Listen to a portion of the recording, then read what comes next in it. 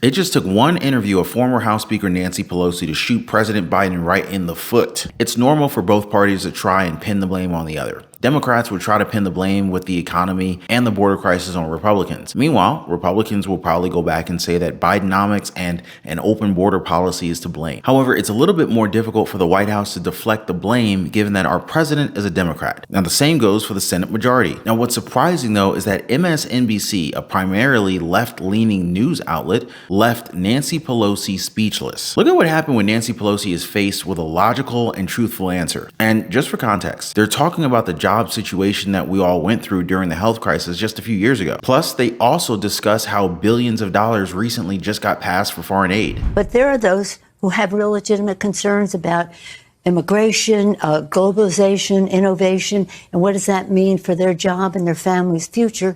And we have to address those concerns. And Joe Biden is doing that, created 9 million jobs in his term in office.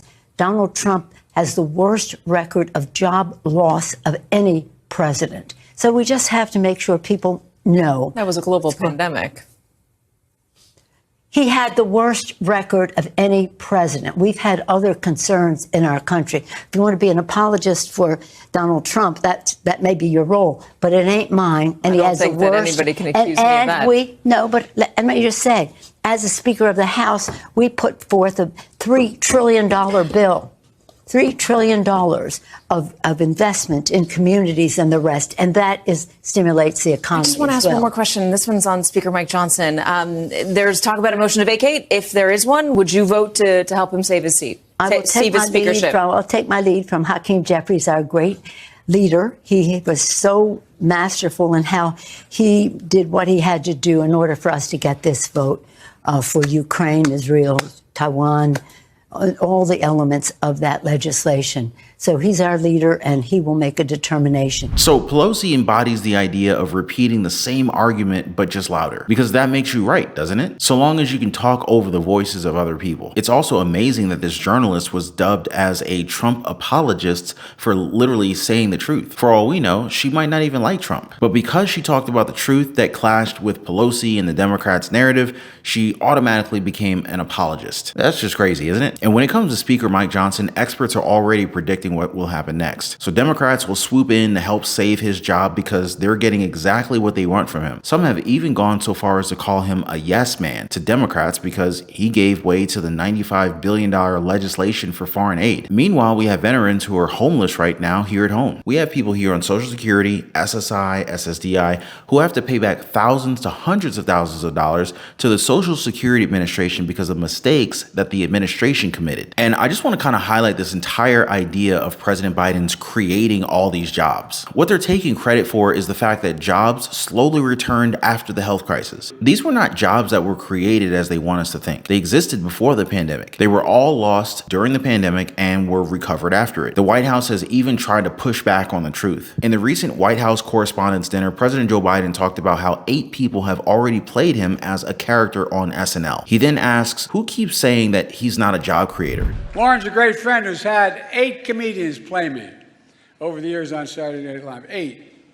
And who the hell says I'm not a real job creator?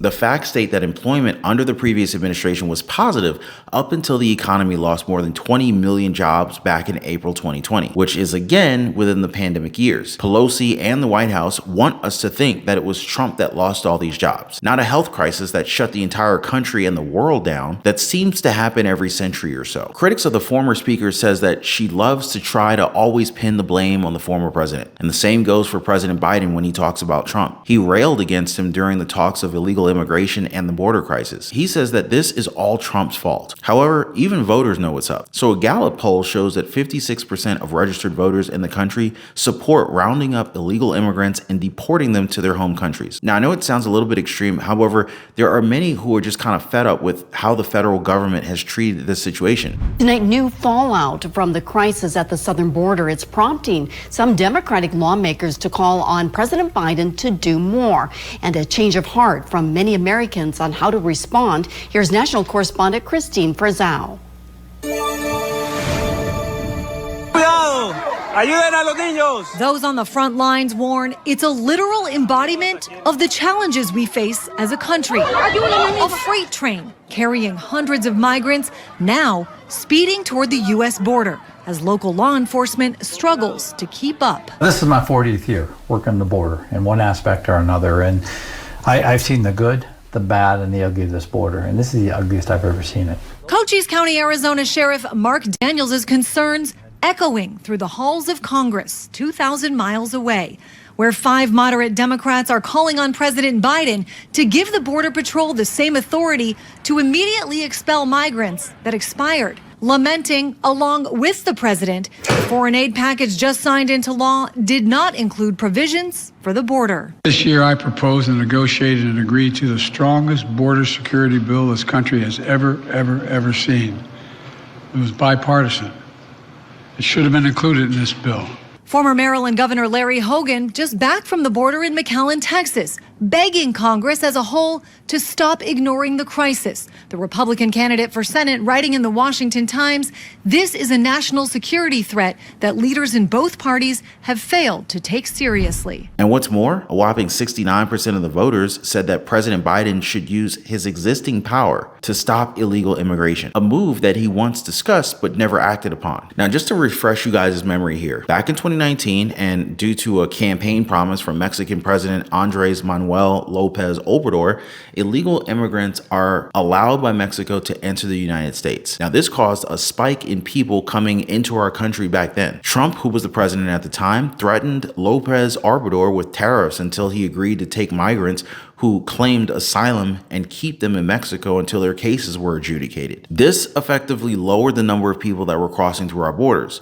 Now, the question is, will President Biden do something similar? Because he hasn't talked about the border since they passed this $95 billion in foreign aid bill. Now, another person who doesn't appreciate how many people have come in through our borders is Florida Governor Ron DeSantis. So Ron DeSantis and Donald Trump, they threw verbal jabs at each other until the governor gave way to Donald Trump as the Republican nominee for president. And now, things seem to be a lot better between the two. In a post on Truth Social, Donald Trump celebrated what he called as a great meeting with DeSantis. I never thought I would actually read those words. He says that the governor expressed full and enthusiastic support of Trump's bid for the White House. The former president also confirmed that they talked about how they can work together as well as the future of Florida. He then added that he appreciated DeSantis' support and that they're going to take the country back from the worst president in our history. So here's the thing with this meeting. Some analysts believe that there was a soft opening for Trump calling in his running mate, meaning that there's a chance that we could possibly see Donald Trump and DeSantis go head to head against Biden and Harris. Experts say that pairing the former president with the Florida governor would more than overwhelm the Democrats this coming November. But what do you guys think? Now, as always, I'm going to continue to bring you guys the facts, the updates, and I just want to thank you all so much for hitting the like button for these videos. Thank you for sharing them on Facebook and Twitter, and I'll see you on the next one.